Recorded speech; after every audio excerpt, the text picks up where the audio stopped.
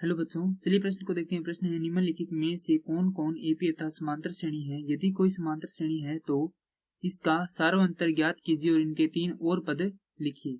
हमें श्रेणी दी गई है 1, 3, 9, 27। इस प्रश्न को हल करने से पहले हम यहाँ पर मुख्य अवधारणा पर विचार करेंगे। इस प्रश्न के लिए जो मुख्य अवधारणा है वह रहेगी समांतर श्रेणी, अर्थात हम यहाँ पर जो समांतर श्रेणी है उसकी परिभाषा पर विचार करेंगे कि समांतर श्रेणी होती क्या है। उसी से हम इस प्रश्न को हल करेंगे।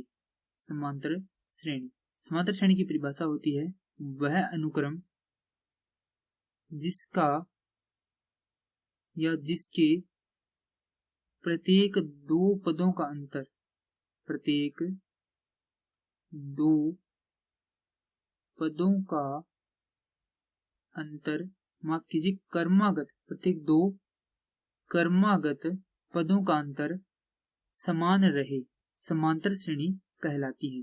इसके रूप के बारे में विचार करें तो यह इस प्रकार से होती है: प्रथम पद, द्वितीय पद, तृतीय पद और यह अन्वय पद तक चलती है। प्रथम पद को हम ए द्वारा निरूपित करते हैं, द्वितीय पद को ए जोड़ डी, डी जहां पर सार्वंतर है, तृतीय पद को ए जोड़ 2 डी और इसी प्रकार से अन्वय पद को हम निरूपित करते हैं ए जोड़ n घटाव 1 गुणा में डी। डी यहाँ पर सार्वंतर है, उसे ज्ञात करने का सूत्र होता है ए एन घटाव 1, अर्थात अन्वय पद में से हम उसी पीछे वाला पद घटाएंगे तो हमारे पास सार्वंतर प्राप्त होगा। जैसे कि हम n का मान 2 लेते हैं, n बराबर हम कभी भी 1 नहीं ले सकते, n का मान 2 लेंगे तो यहाँ पे द्वितीय पद हो गया, घटाव यहाँ पर ये कौन सा पद हो जाएगा, इन दूसरे से कम कौन सा होगा, प्रथम पद होगा। उसी प्रकार यहाँ पर d बराबर होगा तृतीय पद के लिए यहाँ पर a तृतीय घटाव a द्वितीय। हमने यहाँ पे 2 बार d इसलिए लिखा है क्योंकि हमें यहाँ पर यह सिद्ध करना है कि यह समांतर श्रेणी है या नहीं है, क्योंकि अगर इसका सार्वंतर बराबर होगा तभी यह क्या रहेगी, समांतर श्रेणी रहेगी।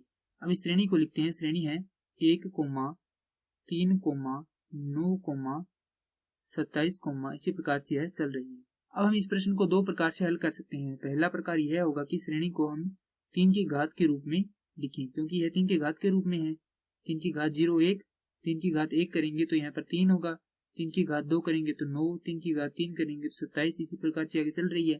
तो एक तो इसका उत्तर यहीं से निकल रहा है कि यह समांतर श्रेणी नहीं है, क्योंकि इसके पद चरघातांकी रूप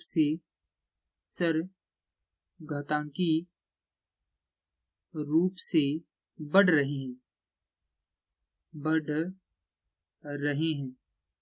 जिसके कारण इसका जो सार्वअंतर है वह बराबर नहीं आएगा। अतः सार्वअंतर समान नहीं आएगा, और सार्वअंतर समान नहीं आएगा तो इसका मतलब यह है कि समांतर श्रेणी नहीं होगी।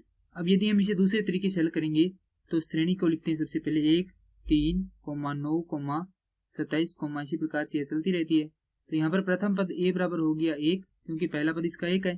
तब हम यहाँ से क्या करेंगे, इसका सार्वअंतर निकालेंगे। अगर ये दोनों बराबर आएंगे तो यह श्रेणी होगी, अगर नहीं आएंगे तो यह श्रेणी नहीं होगी। हमें यहाँ पर पता है कि यह श्रेणी नहीं है, तो यहाँ पर देखते हैं द्वितीय पद है इसका 3 घटाव प्रथम पद है 1, तो यहाँ से इसका जो अंतर आ रहा है वह कितना आ रहा है, 2 आ रहा है। अब तृतीय पद है 9 घटाव द्वितीय पद है 3, यहाँ से घटाएंगे तो यह आएगा 6, अतः ये दोनों क्या है, बराबर नहीं है। इसका मतलब D विद्यमान नहीं है, सार्वअंतर बराबर नहीं है, अतः यह समांतर श्रेणी नहीं है।